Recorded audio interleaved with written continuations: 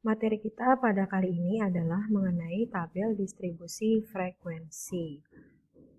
Nah, sebelum membahas bagaimana langkah-langkah pembuatan tabel distribusi frekuensi, ada beberapa istilah yang harus kalian tahu. Yang pertama adalah kelas. Kelas itu adalah banyak kelompok atau baris dalam sebuah tabel, ya. Kemudian ada yang namanya batas kelas. Batas kelas itu misalkan kelas pertamanya 71 sampai 80. Maka batasnya itu ada dua, ada batas bawah dan batas atas. Batas bawahnya tuh yang ini 71 dan batas atasnya yang ini 80. Kemudian ada istilah tepi kelas. Tepi kelas juga ada dua jenis, ada tepi bawah dan tepi atas. Tepi bawah cara mencarinya batas bawah dikurang 0,5 dan tepi atas cara mencarinya batas atas ditambah 0,5. Nah, misalkan kita masih menggunakan contoh yang tadi.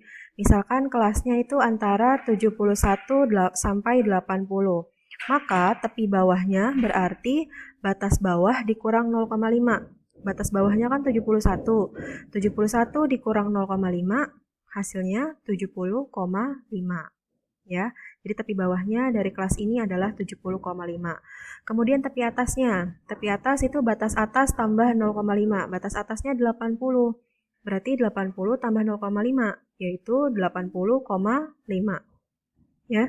Jadi kita dapat tepi bawahnya 70,5 dan tepi atasnya 80,5. Kemudian ada istilah panjang kelas atau interval.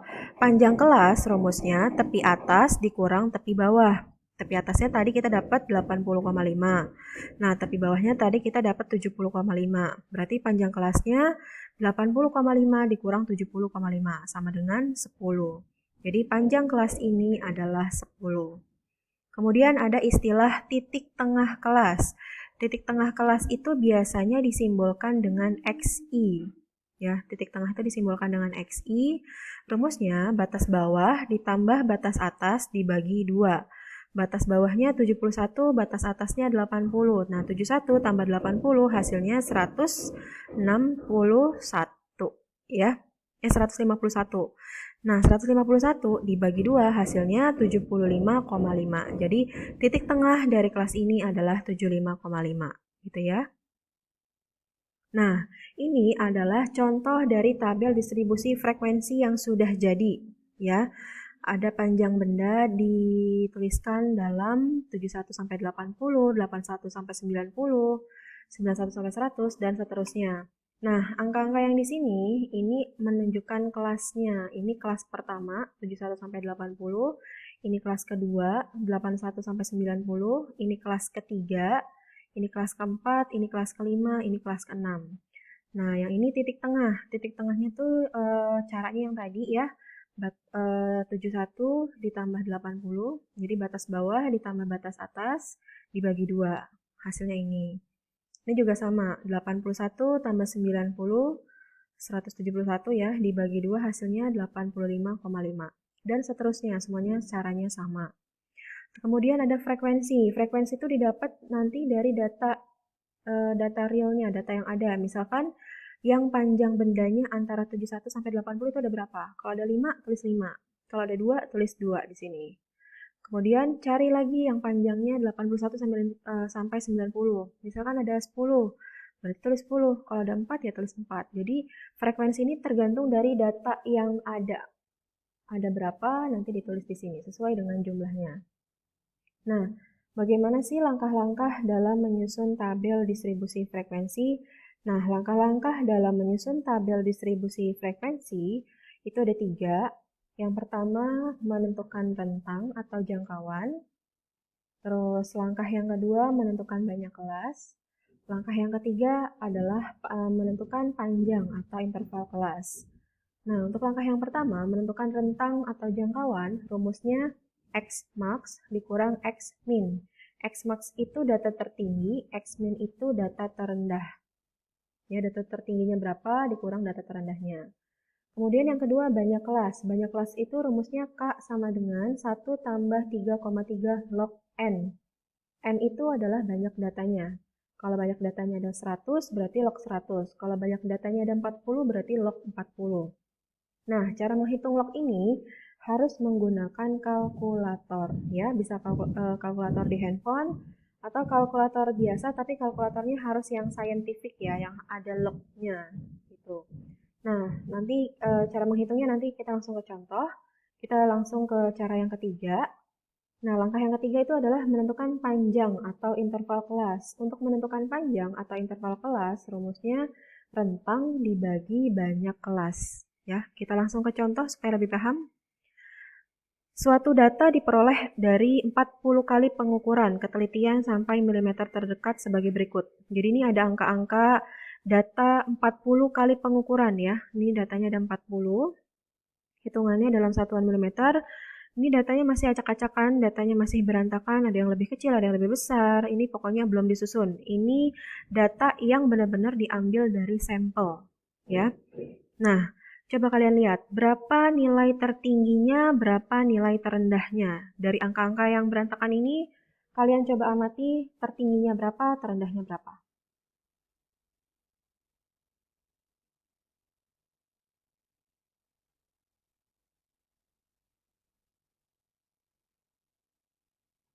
Oke, yang terendahnya adalah 119 ya. Terendahnya adalah 119 dan tertingginya adalah 176. Diingat-ingat ya, terendahnya 119, tertingginya 176. Nah, dari data yang mentah ini, kita menyusun tabel distribusi frekuensi menggunakan 3 langkah yang tadi. Langkah yang pertama itu menghitung rentang. Rentang itu X max dikurang X min. Data tertinggi dikurang data terendah. Data tertingginya tadi 176, data terendahnya 119. Berarti 176 dikurang 119, hasilnya 57. Ya, ingat ya, rentangnya 57. Kemudian kita masuk ke langkah yang kedua.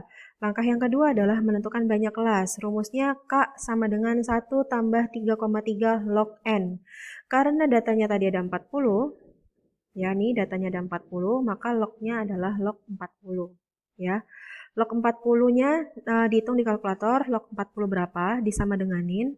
Nanti hasilnya dikali 3,3, disama denganin lagi. Nah, hasilnya nanti baru ditambah 1. Ketemulah hasilnya 6,286 sekian-sekian.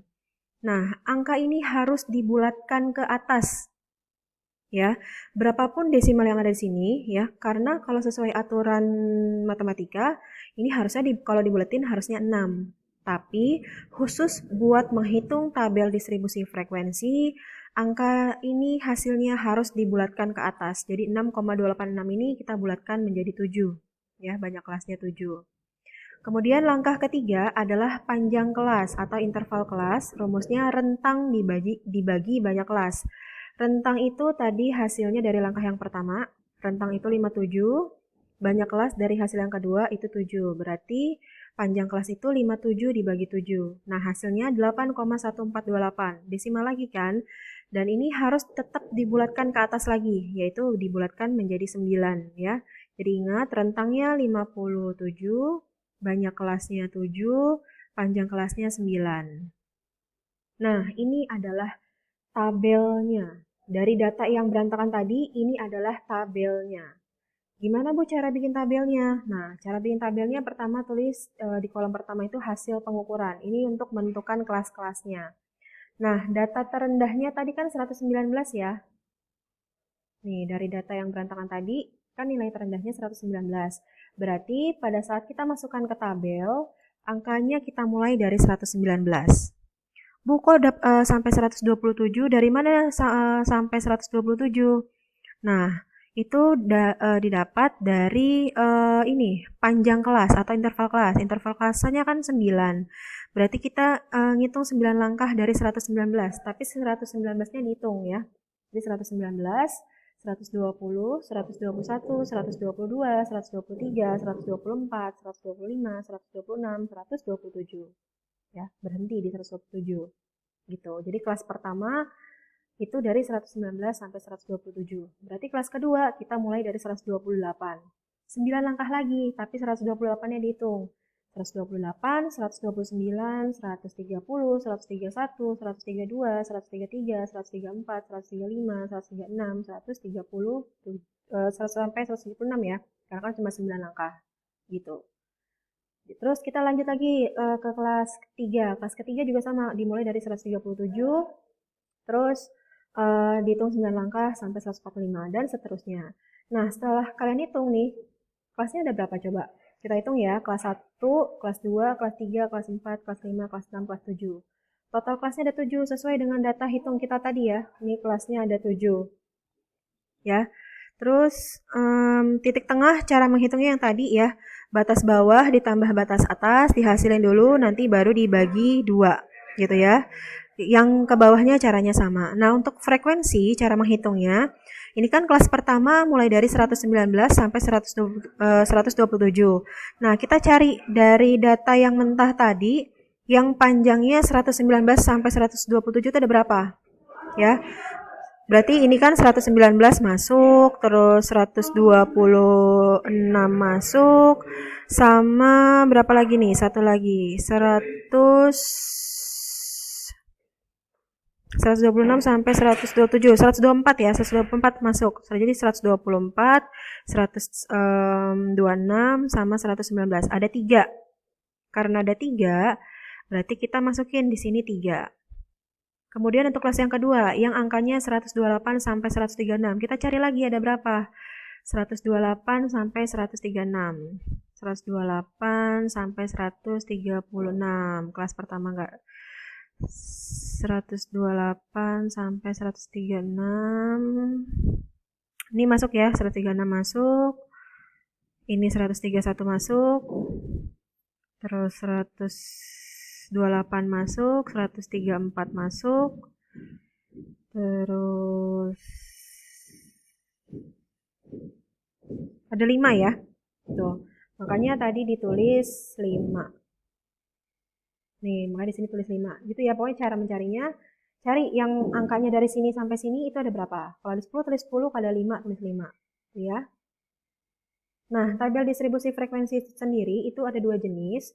Ada frekuensi kumulatif kurang dari, ada frekuensi kumulatif lebih dari. Ya. Nah, cara menghitungnya gimana? Misalkan ini adalah tabel distribusi frekuensi yang biasa. Nah, tepi bawahnya itu didapat dari cara yang tadi ya. Tepi bawah itu ini dikurang 0,5 nih. Ini semua dikurang 0,5. Ya, ini semua dikurang 0,5. Kalau tepi atas ini semua nih ditambah 0,5. Ya. Nah, untuk distribusi frekuensi kumulatif yang kurang dari, misal itu lihatnya dari tepi atas ya. Kalau kumulatif kurang dari lihatnya dari tepi atas, kalau yang lebih dari lihatnya dari tepi bawah. Contoh, yang kurang dari 127,5. Yang kurang dari 127,5 kan berarti ini aja frekuensinya, berarti 3. Terus yang pengukurannya kurang dari 136,5, berarti kan ini termasuk ya, yang 3 tambah 5 jadi 8.